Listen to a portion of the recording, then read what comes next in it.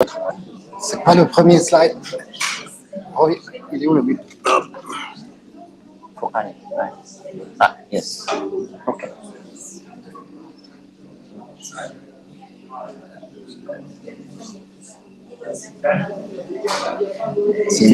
It is not Bureau Veritas Abu Dhabi branch. It is Bureau Veritas.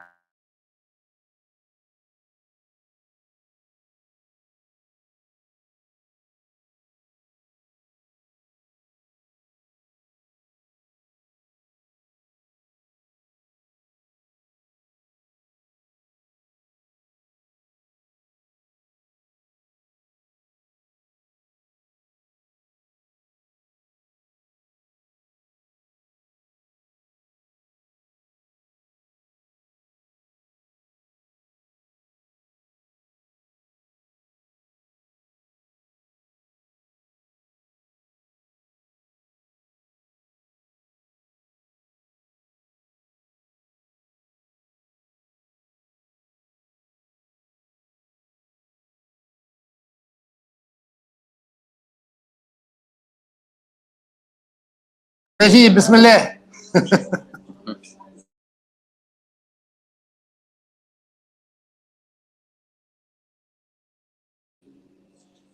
As we progress through Optimistic Tunisia 3, our journey takes an essential turn towards the principles of sustainability and innovation with panel 3, focusing on circular economy.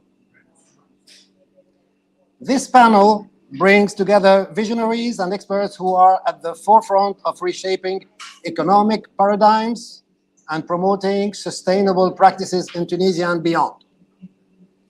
Kicking off our discussions is the enlightening presentation titled Circular Economy by Mr. Soufiane Masmoudi, Vice President, Oil and Gas and Chemical Markets within Middle East region at Bureau Veritas. We will continue with From Sunlight to Hexabyte by Mr. Amir Ben-Gacem, partner at Record Digital. His insights promise to take us on a journey exploring the intersection of sunlight and data, illustrating the potential of circular economy principles in the digital age. Following this, we will delve into the critical aspects of securing food autonomy for smart and peace cities with myself, Mounir Beltaifa, Vice President, Government Relations and UN SDGs at Peace City World. My presentation will shed light on the pivotal role of circular economy practices in ensuring food autonomy, particularly in the context of smart cities. Finally, we turn our attention to the business perspectives with Circular Economy is Good for P&L, presented by Dr. Slim Zeghal, who is not with us today, but his video is here.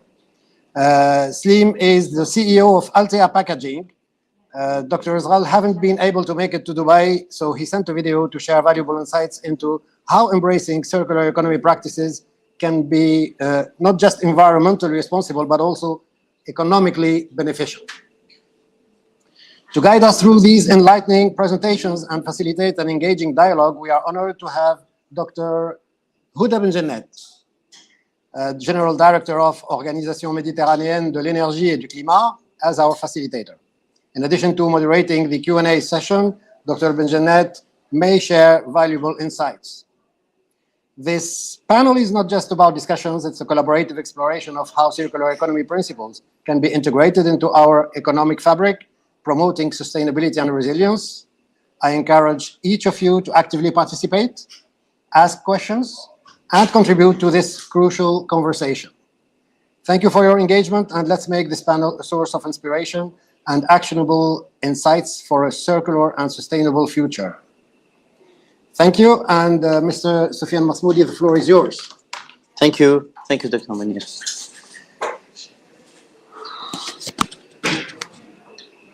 Next. Yeah. Good afternoon.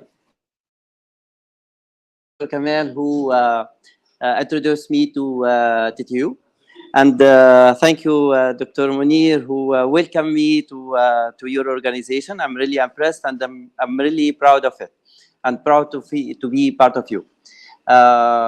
So, few weeks ago, So I propose to Dr. Mounir to make a presentation on the GHG emission, which we are leading as a Bureau Veritas. We are leading in this space.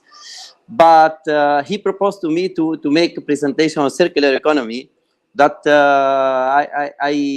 this is my first time that I present the circular economy, just for your information. And prepared a speech on the circular economy, but I found one nice video in our library that I would like to share it with you before to start the slides. Please.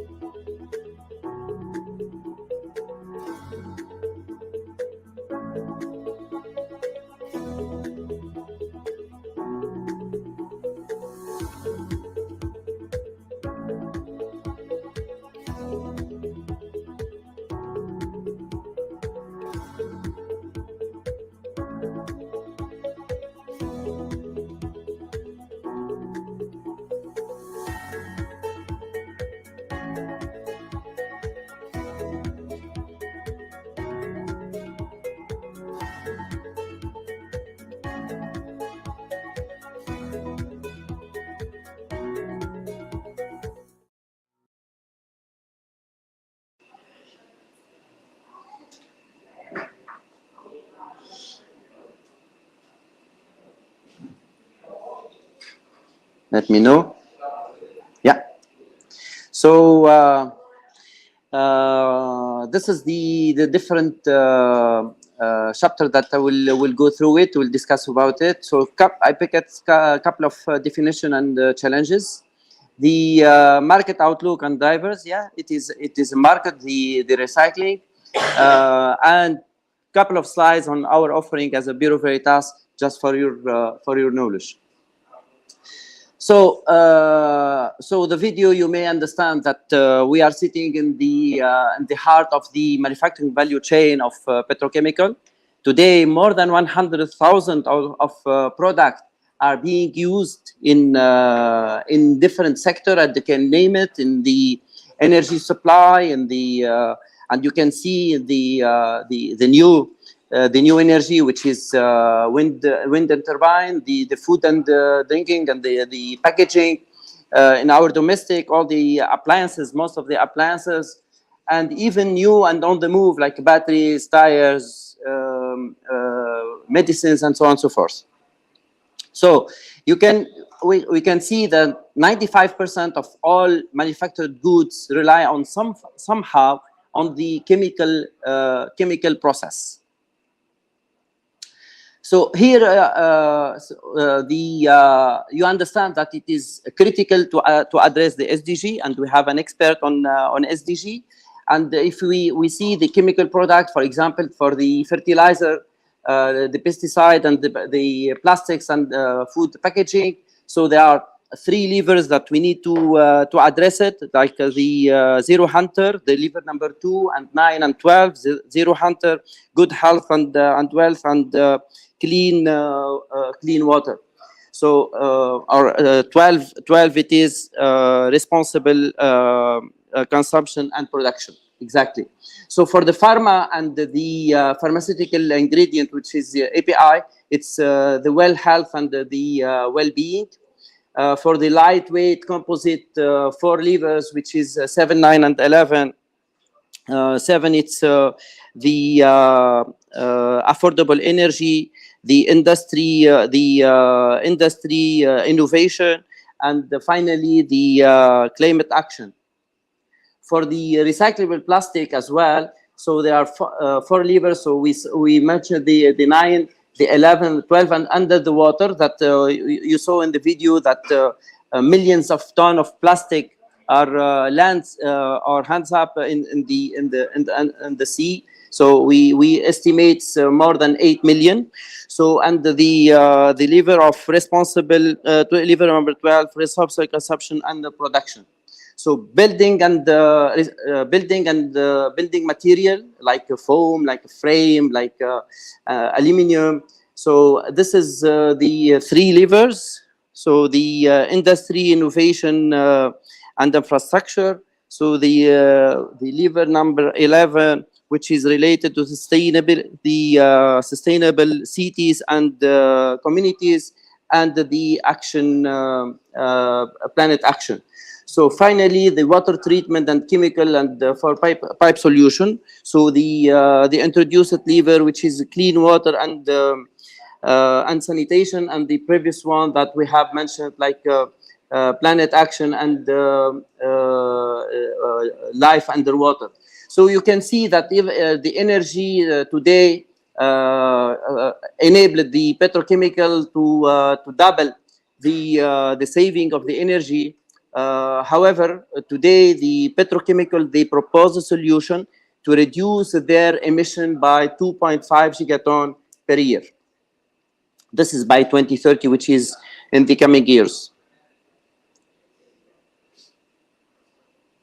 Here it's I pick up a couple of definition. So in the left side of the screen, we start with the material cycle one. This is the definitions, how to use and reuse and recycle, and how to use the most efficiency of the use of the resources.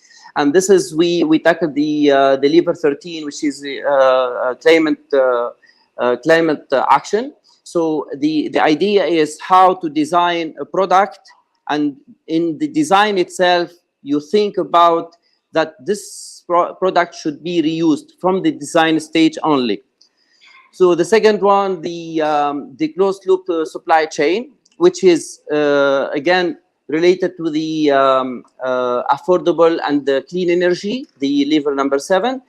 And you can see here, it's we call it a closed loop supply chain, is to design out the waste. So from the design itself, how you make the design in terms of you design out the waste. So you eliminate the waste from the design itself.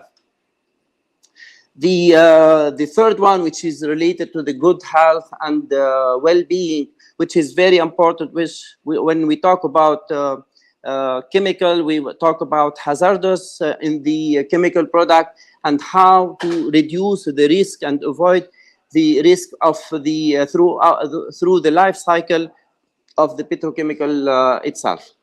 The last one is related to the British Standard 8000, which talk about sustainable economic growth and how to eliminate the waste of the petrochemical product.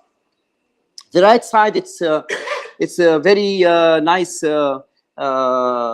definition of what is the renewable and what is the recyclable, which is biological cycle and industrial cycle, and how we are from the resources, different type of resources, till the waste, how we can, from the biological cycle, to return it, to reuse it, to recycle it, and remanufacture it. If it is biological recycle, the same way we can be mirrored, and you can see for the industrial cycle that to take it back, which is returned in the when it is biological cycle, repurpose, recycle, return.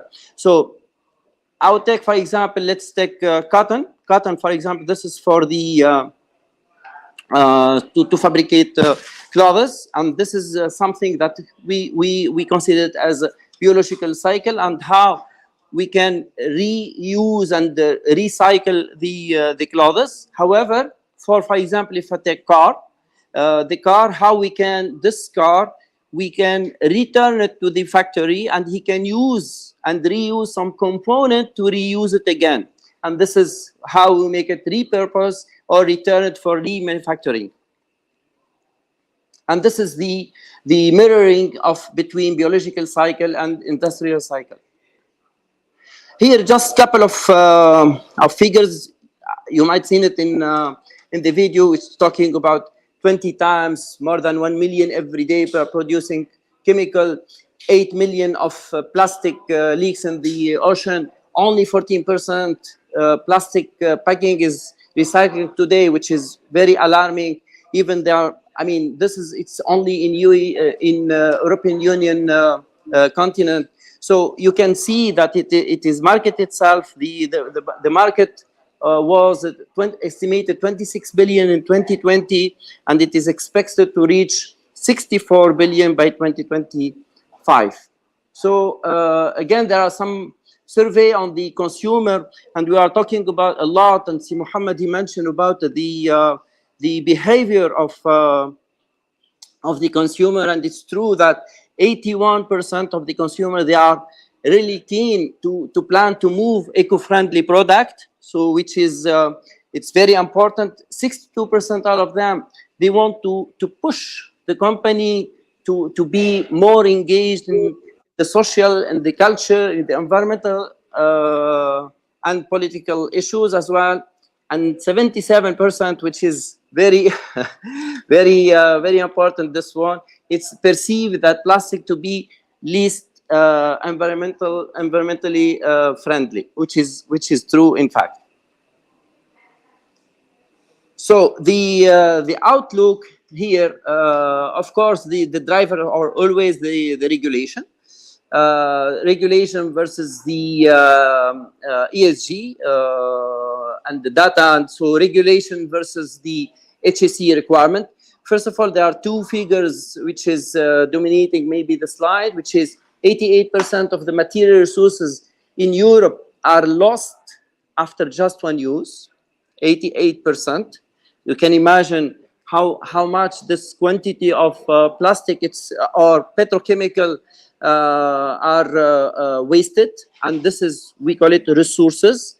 And only 7.2% of material globally that are extracted and used circulated in the economy. So you can understand the quantum and the potential market of the circular economy today.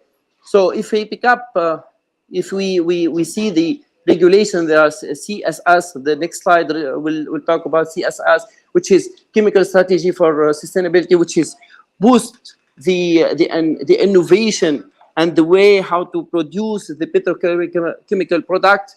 The ESPR, which is the Eco Design for Sustainable Product and regulation. So the REACH, which is something very regulated in Europe. Any petrochemical product to be shipped to Europe, which is more than 100,000 tons, they have to be in line with REACH regulation. REACH is registration, evaluation, authorization, and restriction of chemical. And this is, of course, address the HSE challenges. If you can see which is in line with the ISO international norm 14,044 and 40 and 44 with the product environmental footprint, which we call it PAF, the ESG and sustainability digital transformation, the DDPS, which is the exchange between the ESG and the organization in terms of ESG, the EPD, which is 14,025, which is environmental product declaration, the data sheet, the safety data sheet coming from the REACH as well, and some other guidelines implemented in Europe like ECA and so on and so forth. So this is the CSS. In fact, the CSS, the rules of the regulation, the guidelines of the CSS, which is ban any harmful petrochemical in the for allowing the to be used. So pay attention to the cocktail of couple of chemicals in the same time and assessing the risk. Ban the PFAS, which is very important and very harmful. Boost the investment, as you mentioned earlier, boost investment innovation capacity for the product through the life cycle of the product. Promote simply supply and sustainability for critical element. Establish one substance, one assessment for related to the hazard of the chemical, and finally play leading role globally. This is we are talking about European. To promote that the chemical safety standard and not exporting chemical banned in Europe. So there's a couple of regulation here in order to regulate the market of the petrochemical in Europe. So for the REACH, there are many regulation. There are European regulation, there are UK regulation, you have Turkish regulation. All this, they have very strict regulation in order to ship the petrochemical in their continent. This is the various jurisdiction for the TCFD. So the TCFD stands for Task Force Climate Risk for the Financial Disclosure. They are encouraging and this task force created in 2015, and this is around the four pillar. All the four pillar are talking about talking about mainly of the governance, strategy, risk management, and metric and target, and this is turning around the risk related to the climate change. So you can see this regulation is adapted to the European Union space, Switzerland, and UK, and the east part by Japan and Hong Kong, and the Pacific. So New Zealand and Australia. You have as well Singapore. In the Americas, so you have the North America and the South America, Brazil as well. So this is the map of the carbon taxes and the environmental trading system. You can see that different countries are in different phases of the implementation of the this task, and this is really couple of countries are already implementing, and some countries are under implementation. Here again, it's on very brief, as I mentioned, in America. So we mentioned North America and Brazil, different regulation implemented, like TCFD implemented in their countries. It's a pure regulation, and all the financial companies, they have to declare about the climate risk related changes. So in Asia Pacific, so you have Australia, India, Japan, Singapore, and South Korea as well. Europe, they have different regulation. I mentioned, for example, for the RED, EU taxonomy, carbon border, the CBAM as well. UK, same things, that implemented couple of regulation related to the petrochemical and the circular economy. Here the challenges. What are the challenges? In fact, how to for example for the feedstock, how to change and use a renewable feedstock, based feedstock to replace the fossil energy feedstock if we can, the carbon reduction, and the sequestration of the carbon, the wastewater management, and to initiate a new technology for separation and desalination, reducing the consumptions with using, for example, the renewable energy to electrify the cracker, the cracker and the electrolyzer, the chemical recycling, and we are talking about the new oil coming, the pyrolyze, which is coming from the waste plastic, digitalization, which is as well reduce a lot and help for the circular economy. The new regulation, definitely, it's a driver to push for the circular economy and the key end markets. So the new capacity like batteries, medicine, energy, housing, and so on and so forth. Here the CBAM. The CBAM, it's the carbon border adjustment mechanism that it is implemented by the European Union. So you can see the purpose is definitely to protect their domestic market. The mechanism, everybody will say this will pay the same, and major product, you can see the fertilizer, the polymers, and a couple of chemicals are part of this scope. This business will impact the GCC to UAE by 6 to 8 billion for the this is as an impact to export this petrochemical product to the European Union space.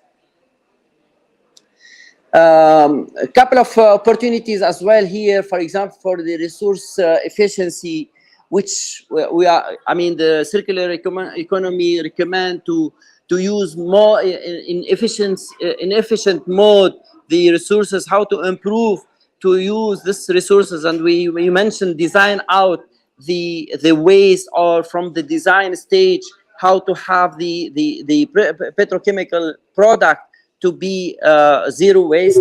For the energy source, as I mentioned, we need to push to use for renewable energy, energy friendly product and services, develop and product that with less emission.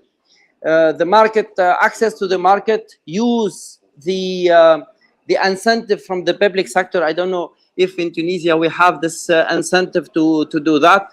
See, Mohammed is not here.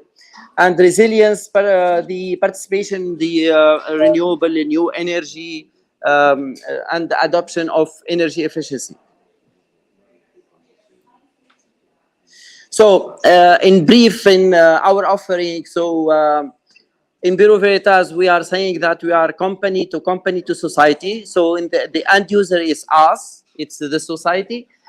We published a couple of white papers that are available in our website, and we can share it with you. This is related to achieving net zero. This is related to the chemical in the circular economy, which I developed this slide out of this the white paper, for the hydrogen as well, for the carbon capture, usage and storage, and sustainability performance, and for the supply chain as well, as we make it sustainable and resilient.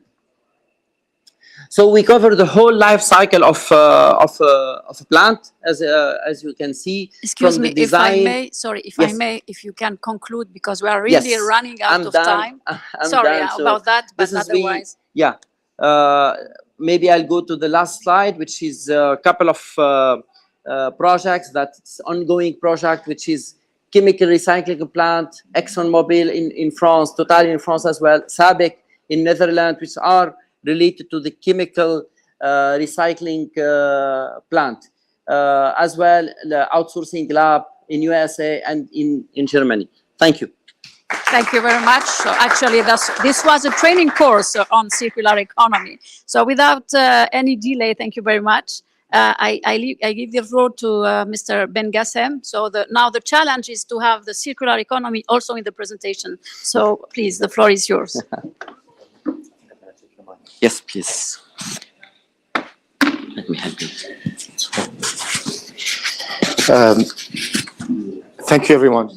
So I guess when we talk about circular economy, this is basically a subject which will force us to rethink a lot of aspects of our lives, right? So we need to rethink the way we live, the way we use transportation, the way we eat, but also the way we consume products. And when you think of the products we consume the most, you might not really know it, but actually the product we consume the most is data. Okay, if you go around COP28, everybody's on their mobile phones, taking pictures, taking videos, uploading, downloading documents. And we've done a lot of production consumptions of data in the past few years. Last year alone, we've produced and consumed roughly 100 trillion gigabytes worth of data. Forget about the number. What's most important is that number used to be 25 years ago. So we went from 20 trillion to 100, and we should be getting to 200 trillion by 2025. The reasons for that, well, basically it's obvious. The internet use, before in 15 years ago, only 25% of people globally used to have access to the internet. Now we're talking about just under 70%. Artificial intelligence. Actually, I don't know what you think about this presentation, but this is generative AI. So this is very cool. You go and you put artificial intelligence and it gives you a list of options and it does all the graphics for you. So this is a presentation that could have taken me a day. It took me a few hours just because I'm using AI technology. So all of this kind of machine learning and AI, this is not something which is science fiction. This is something we're using on a daily basis, even without really knowing it, okay? So when you think about it, what's the backbone of this? Since we understood that we're going to be consuming and producing a lot more data, well, the backbone is data centers. Data centers are the backbone of all the new technology. Because when you upload, when you take a pictures, when you download something, it goes to the cloud, great, but actually there is a physical asset which is holding that information. And these are data centers. And as I said, basically, we're going to need a lot. I mean, I don't want you to worry about the numbers, but in terms of capacity of data centers, people are talking, we need to double the capacity of data centers and until 2030. I'm reading in the FT that it should be triple, okay? So you might think, well, then it's easy. With the new technologies coming in, with artificial intelligence and IoTs, we just need to scale up the data center industry just to match the demand for data. And when I say data, it's storage and compute power. The problem is this.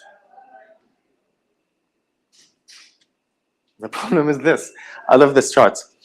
This is basically the carbon footprint. You've seen this before in one of my previous presentations. This chart shows you how, when we move from industry 1.0, 2, 3, and 4, which is now, how basically you have this convexity in carbon emissions.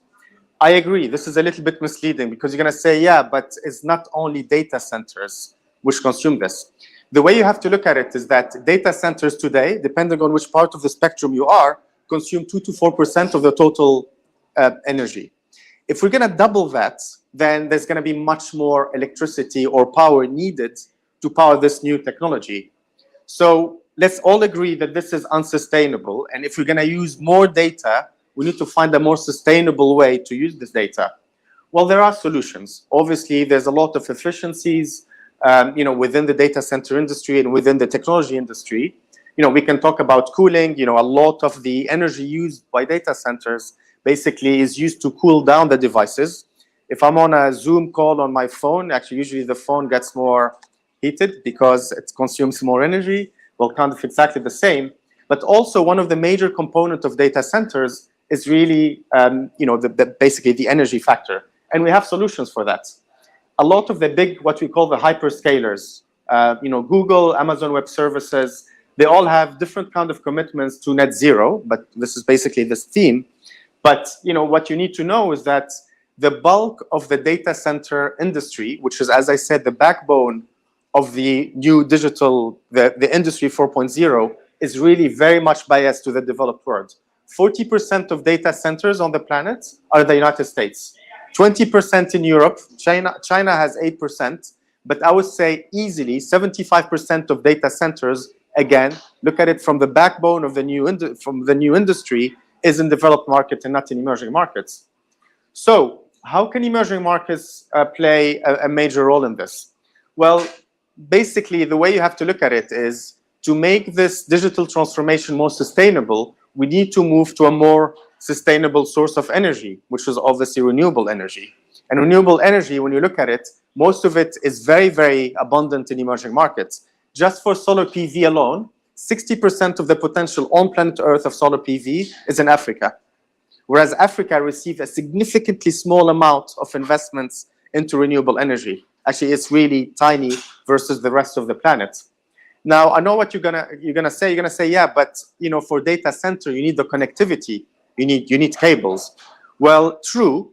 If you kind of rethink the way we need to kind of look at data centers. Of course, if I go and buy a sandwich from a food stall here and I need to make the payment, that payment needs to be instant. So the data center needs to be kind of close. If I'm going to ask ChatGPT to write a poem in Arabic on the London weather, I'm sure you can wait for 30 seconds.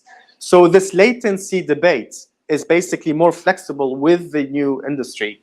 And this is where basically emerging market has a significant big role to play within kind of this new shift. Geopolitics is another big factor. I mean, we've seen it now. Who would have thought that Europe would be in war 10 years ago? Well, it is the case. So having all the bulk of the backbone of the industry in one country, call it 40% in the US, let's all agree is a little bit risky. And people would naturally favor going to jurisdictions where there is less risk. Not a question of risk, but in question of diversifying your footprint. This is kind of very important because I always make the parallel between the industry 3.0, which is basically globalization, and the industry we're seeing now. What made people move their manufacturing from Europe to emerging markets? Well, mainly to China. Okay, so in the 80s and the 90s, a lot of that industry, manufacturing cars, mobile phones, etc., moved from Europe and the US to emerging markets. And at the time, there was an easy arbitrage, which is the cost. It was all about cost. It's cheaper to build a car in China than to build a car in Detroit. It is a case, and there's nothing to talk about. The other thing is that the transport, the shipping costs in the 90s with globalization became very, very cheap. Container ship, we started having ports which logistically worked better. So there was a lot of improvement in terms of infrastructure to manufacture this in China, put it in a boat, and sell it in London, right? Well, the same thing is going to happen now with the Industry 4.0, where the shipping lanes and the shipping boats are going to become the fiber optics cable. And now when you look at the expansion of fiber optics, it's going exponentially across the planet. And we're going to move to emerging markets for a simple reason. You have better resources of energy because you have more renewable energy present. The land is cheaper.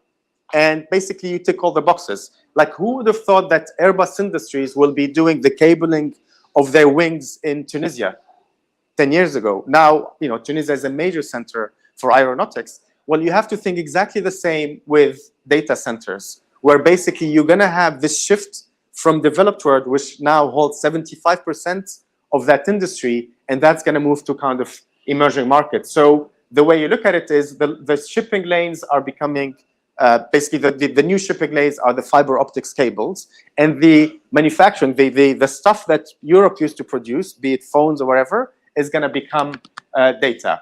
Is it a dream or reality? Well, it's definitely a reality. This is something we've been working on for years. Tunisia is on the map, of course, so we're working on this green data center in Tunisia. This should be the largest green data center in Africa, so this is something we should all be very proud of, and there's like some people in the room here who are very involved in the negotiation with the Tunisian government. Just to be clear, this project will be in the south. And you're going to say, yeah, but hold on a second, the south doesn't have fiber optics. Well, you'll be surprised. I have now secured with Tunisie Telecom 2 fiber optics cables in the middle of the desert, and they both never cross, and they go, one goes to Italy, the other one goes to France. We have redundancy on data transfer, fiber optics in Tunisia, in the desert, and we have redundancy on power. So if you're interested, please get in touch. Thank you very much. Congratulations. Thank you very much. Very interesting, inspiring. For sure, we will have questions for you, but now we will come back to you. Now we move to Mounir, so no need to introduce Mounir. So please, tell us about circular economy. Yeah, thank you very much. Let me see. Oh, this is going too fast. Yeah. Can you click on that photo? On the nose. Oh, great. We have the weird one. So I know we are late, so I'm going to make a pretty fast presentation. Okay. let's say I'm focusing on securing food autonomy for cities. Actually, in many cities, we import food, whether from another city or from another region or from another continent, like fruits, for example, okay? And as long as transportation is involved, that is a consumption of energy, that is not good for the environment. And if we could find solutions for producing food locally, whether it is 10%, 20%, 60%, 80%, that would be a win. And today we can make 100%. So this is really important.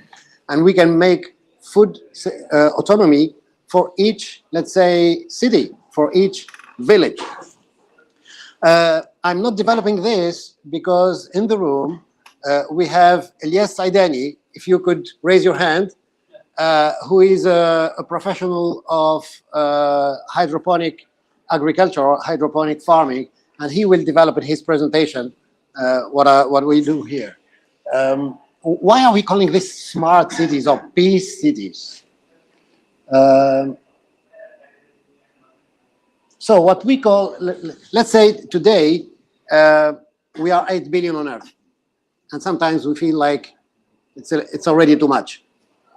In 20 years, we are going to be 10 billion people. And those 2 billion are young. They will be connected. They will be using, I don't know if they will be using smartphones or they will be using different technologies, but they will be connected. And they will not be happy to live in our current cities. I mean, if we bring it to Tunisia, we are probably, let's say, make it simple, 10 million people today in the country. And in 2 decades, we are going to have 2 more million people. If we don't want these guys to swim across the Mediterranean to Lampedusa, we'd better build a better environment for them. We better do a smart city for them, or smart cities, okay? Because they will not be happy to live with the constraints and the traffic jams of Tunis or Susa. I mean, our cities, you cannot extend them anymore. I mean, it's impossible. Imagine what we can do in Sfax. I mean, it's crazy. The people already living there are not that happy. So imagine how their kids would be happy to stay there. They will move to Tunis, and if they are not happy in Tunis, they will move elsewhere. By the way, we have many people in Tunisia moving to UAE. So to make it simple, a city is smart if it is making good use of technology.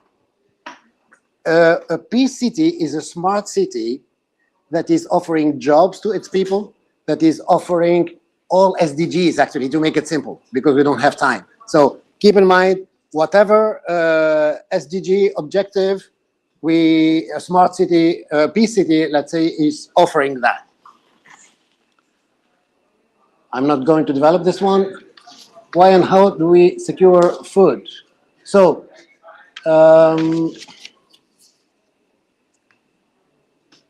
no.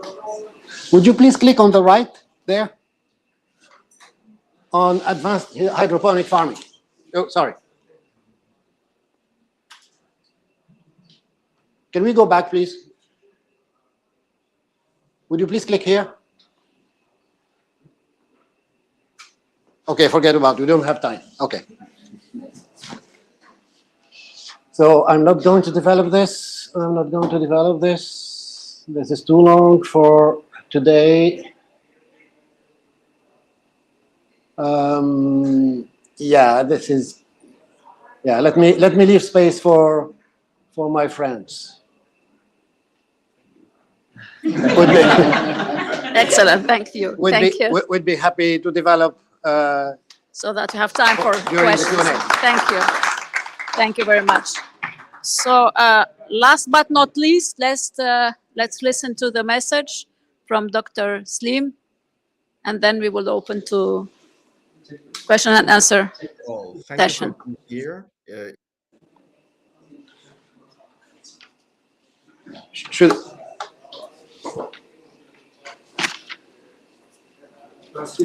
Okay.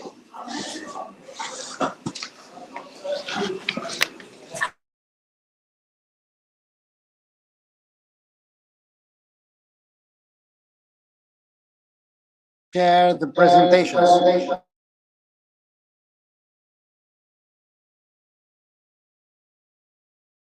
It is my pleasure today to tell you a little bit about our experience in circular economy and how it can be good for your P&L. We are a company operating in the converting of flexible packaging, meaning that we provide packaging based on plastics, paper, and aluminum foil, which we can laminate all together. And for that, we are using inks that are solvent-based. We also use glues and coatings that are also solvent-based. These solvents are mainly ethyl acetate and ethanol. And the investment we have started making back in 2022 is a 5 million euro investment to recoup these solvents and recycle them. Basically, what we do when we are printing or laminating films is that we will have some drying process, and the solvents that were liquid within the inks or glues or coatings are then evaporated, and they will be recycled into a system which uses activated carbon filters, where the solvents will be absorbed. This is the first step, and this is what you see in this sketch with those cylinders. And then the solvents will be desorbed using nitrogen. They will be stripped and sent to distillation columns, where we will get almost pure ethyl acetate, ethanol, and high boilings that can all be reused within our plant. This investment is based on something that we already have experienced in Egypt. I didn't mention that this investment is being done currently in Tunisia, in Sfax, in our plant. And it is based on something that we have already experienced in our plants in Egypt, where we had probably the first of its kind solvent recovery system in the Middle East and North Africa. At that time, it was based on stripping using vapor. And today the technology has evolved. It is using nitrogen, which is more efficient. And the latest investment we are making today in Tunisia will also make use of some vacuum, which will improve the energy efficiency of the overall system. What you can see here on the schematic, it's actually from an operating screen of the Egyptian plant. This shows you that volatile organic carbon emissions will be reduced by some 99%, which means that we will have no more pollution, no more air pollution from our plants. And at the same time, we will be recovering over 90% of the solvents that are used in the plants. These solvents will be recycled, I would say, forever, and it is really making it circular. At the same time, this will improve the work environment for our people. What you see here is a picture of a printing machine. This is a 30-meter long machine. It's a 9-color printing machine. And what you see on the top are the systems for drying the ink, where the solvents will be evaporated. And this means that the air in the operating environment is somehow high in vapors of solvent. With the system that we are putting in place, there will be more suction of the evaporated solvents also from the working environment, which will make it easier for our operators.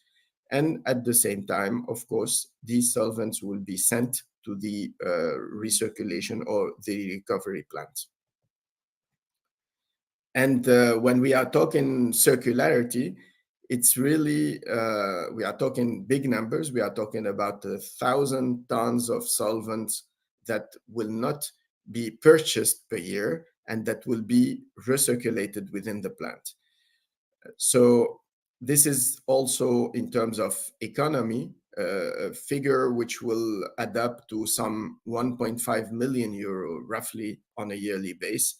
And this is based on our current production figures, but we have made the installation of this recovery plant to enable us also to cope with a 2-digit increase in turnover for the coming few years.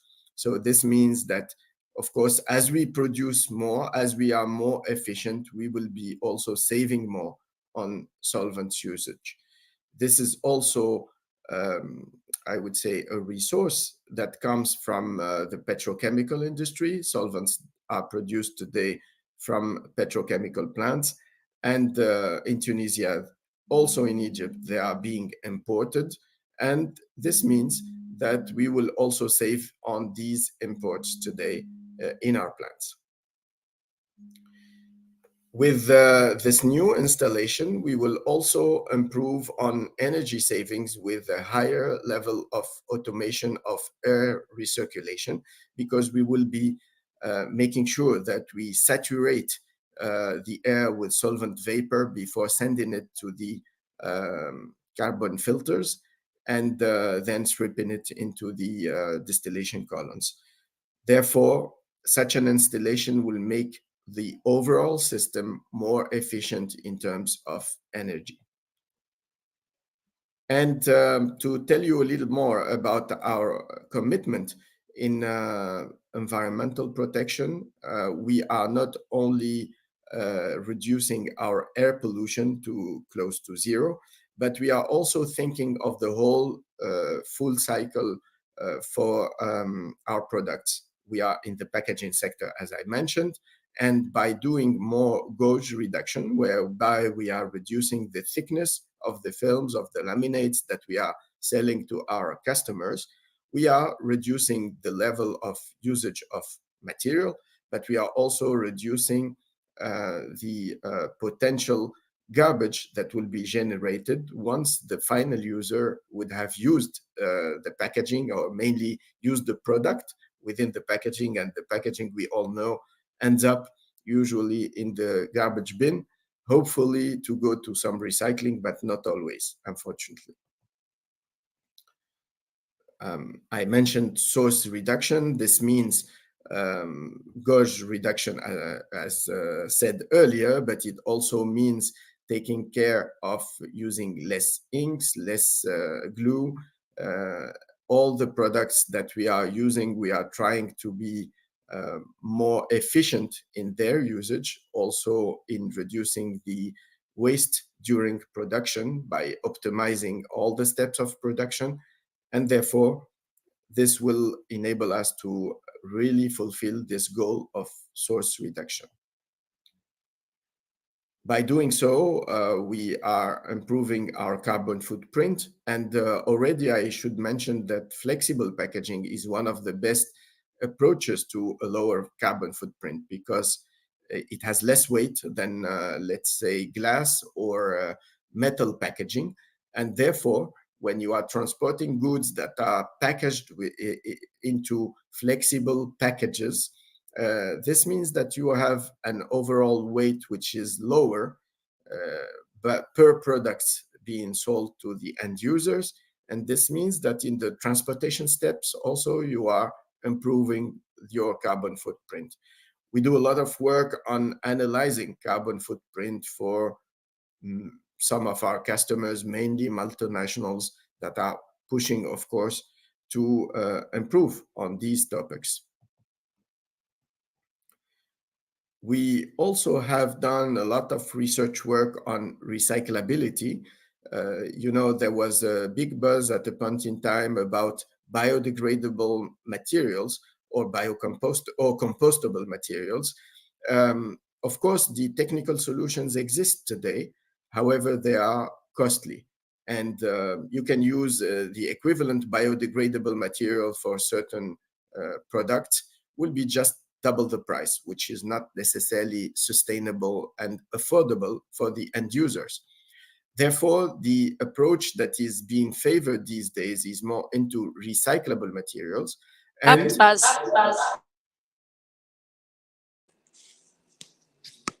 Yeah, may I? Yes.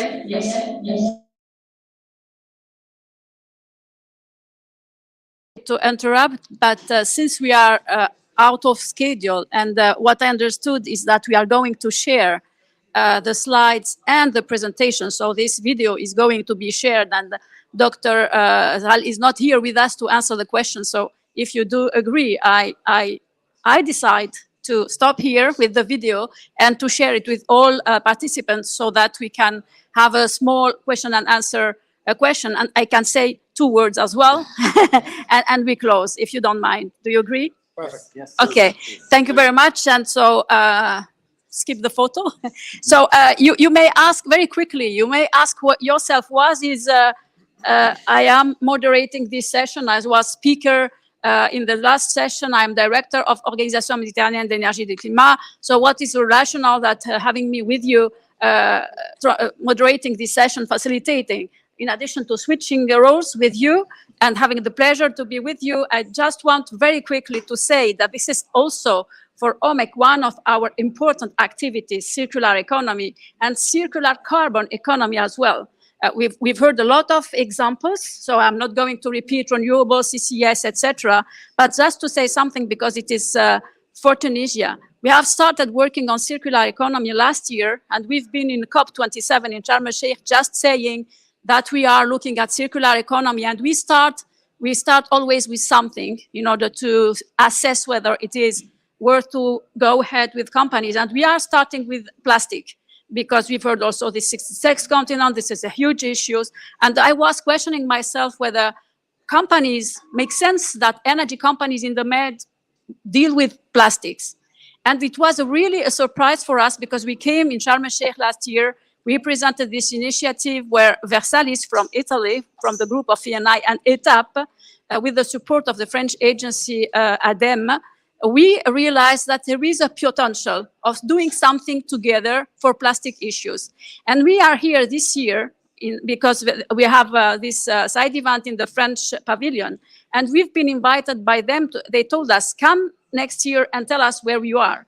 And so we will be on 9 of December in the French pavilion to say that we are progressing and that we are studying now the pre-feasibility study of a project which will be more between Versalis and ETAP for the issue of plastic issues. So this is why I am here facilitating this session. So circular economy, circular carbon economies is also important for energy security, for climate change, and for the energy companies as well. So now I will take the privilege of my role also to ask some questions to you, and I will start in order of presentation. So I ask the questions and you quickly answer. Yeah. So if the logic of circular economy, if the logic of circular economy is compelling, and what are the most important components of a circular economy? And do we need skills if a company wants to? ETAP, for example, which is now on board, and STEG, I'm speaking about my members, for example. Do they need more people, skills to deal with that? Thank you. Thank you very much for the question.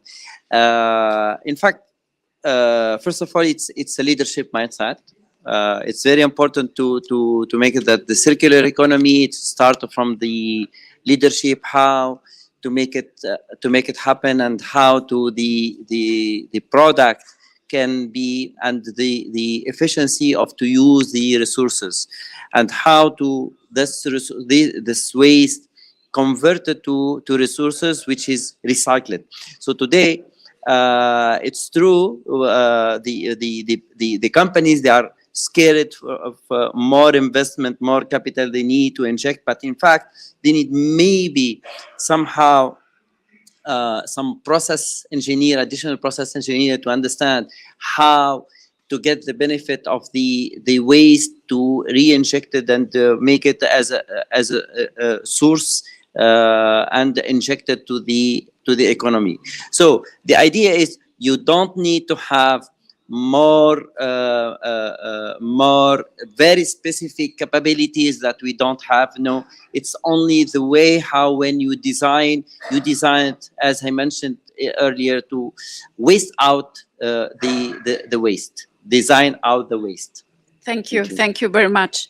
So now, Amir, it's impressive. So by the way, out of this side event, he has to learn us how to make the presentation because he saved time. It was impressive with intelligence artificial. I would like to learn. So congratulations also. Was really impressive to see all this data and also projects happening in our region. And also impressive to see how the emerging markets can be that impactful in sustainable green data centers. But what are your selection criteria? And then how do you see Tunisia? We have seen that there is a project and we're very happy, for sure, all of us here. But how do you see Tunisia positioned in that new paradigm? Well, very good question. I think the way you have to look at it is exactly how, when I gave the example of moving manufacturing from developed market to emerging markets, you need two things. You need a place to produce that product, and then you need to ship it to the consumer. Well, it's exactly the same with data. And basically, the emerging markets, if you have the lines of fiber optics, which are now, if you look at, Google fiber optics lines for the past 10 years, you'll see how exponential it's going. There's a significant amount of infrastructure and investments going into that and touching all of the emerging markets. Then you basically bring them back to the picture and you are able to export as a service compute power from emerging market where you have abundant, cheap, renewable energy to the final consumer in developed markets. And on your question on Tunisia, as I said, Tunisia, sadly, only 3% of the energy in Tunisia comes from renewable energy, and significant amount comes from gas. Well, hopefully we're kind of working on this mix, but Tunisia is really positioned at an outstanding, level across all of emerging markets because of its proximity to Europe, because of its connectivity through fiber optics through Italy and France, to be a major leader within the emerging marketplace for this new type of outsourcing of computing power. Thank you very much. Thank you. Optimism, very good. So now we move to the cities. So was it really amazing, this idea of securing food for each town? So is this really, you said it's realistic, but is this really realistic? And how can a smart city help accelerate Tunisia's sustainable development? Well, the answer to the first question is in the hands of Elias, because he has been driving hundreds of projects. And of course, we have much more cities in Tunisia. We gain, let's say, through hydroponic farming, developing more crops, more variety of crops, not only salads, not only tomatoes, not only, a lot of vegetables today are possible to have through hydroponic farming, consuming less than 5% water and consuming less than 1% of land. So very economic, no transportation, and the variety is there. The technology is allowing today, because technology evolves much faster than farming, technology allows today a lot of short cycles of production. So basically, if we have a challenge with the food in Tunisia, and you may have heard of some shortage in many things, well, I think we should accelerate the development of hydroponic farming, not with the farmers, with the cities. I think in Tunisia, if we learn with the municipalities, how each municipality develops a hydroponic farming project, then we are going to make huge progress. And that, of course, if we are talking about, let's say, exotic fruits, you stop importing them, you develop them locally, you stop transporting them from city to city, or from Marché Central, or from Bir El Qas'a, or from whatever. No, you just have it in town. And it's not a huge cost of land, it's not a huge cost of water. And even if you don't have, let's say, access to water, well, you have Ihab, who can give you some water from the humidity. We have humidity in Tunisia. So this is the answer to the first question. The second question, was how can smart cities support Tunisia's sustainable development? Well, the nice thing with smart cities is that you build them greenfield. So you can, by design, have respect for all of the SDGs. By design. Smart city, I'm not making comparisons here, but let's say Dubai has been built over 4 decades, probably a little bit more. Dubai is probably not a very smart city when it comes to energy consumption. But when you build today, by design, an SDG compliant city, you can do this in 10 years. We are talking about a large city, of course. When we talk about a large city, it's about 1 million people, you know, over 10 to 12 years. So in Tunisia, this is a great opportunity. Who is going to finance this? Of course, it's FDI, because these are profitable projects. And these are highly promising opportunities, both for investors and for Tunisians. And you know, when we talk about these Tunisian young people leaving the country, whether with a great job or with, let's say, Lampedusa, through Lampedusa, both profiles can have opportunities if we launch a smart cities project in Tunisia. This is something that can change the face of our economy, because if we show the vision to the investors that we want to build a smart city, we are talking about tens of $billion. Tens of $1 billion can have an impact on Tunisian economy. Today, when we have a project creating more than 500 jobs, we consider this as projet d'intérêt national. So you have all the green cards. A smart city can create a smart city project can create, let's say, hundreds of thousands of jobs. And that would require skills that are not necessarily in Tunisia today, but many Tunisians working abroad may find it, let's say, relevant to come back to the country, because building a smart city requires smart people and requires, let's say, good treatment, international skills paid with the international, let's say, practices. That is, in a nutshell, how I see the impact of smart cities on the development of a country. And we are in a country or in a region where we see that smart cities are, you know, like des champignons. So it's a good idea. Thank you very much. So my intake is that we have a huge potential for circular economy.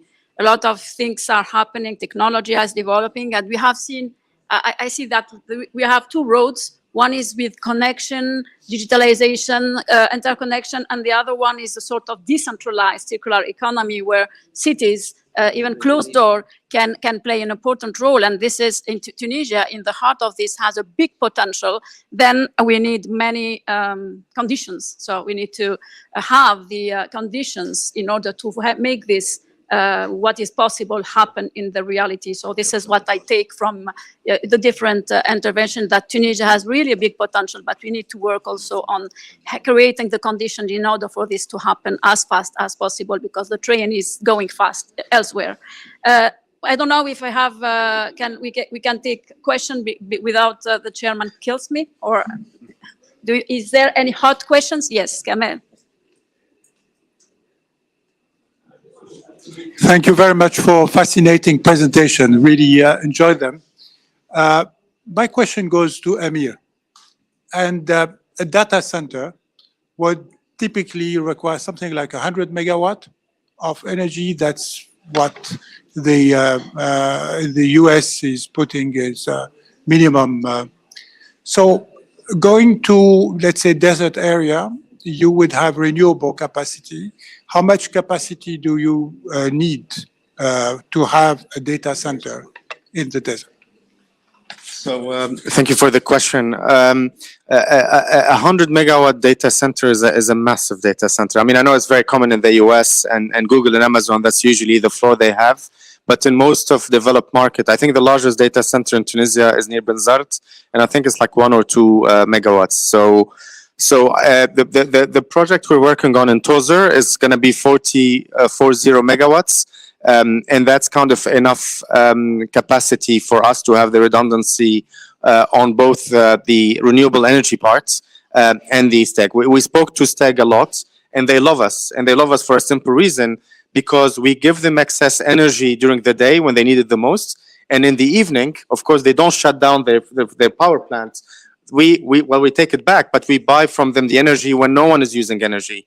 So we kind of go on a cycle with STEG, which kind of serves the country because it gives them another stream of revenue. So it's kind of, it's really a project that has no one left behind. It ticks all the boxes. Sorry, I'm selling myself, but that's the reality. It's a win-win project. Yes. Last question, hot questions. Otherwise, we close. No. Okay, so let me thank all the speakers. Join them to thank you. Sorry for the delay, Chairman. And we leave it to the next session. Thank you. Thank you very much, Dr. Houda. Are we ready for the fourth panel?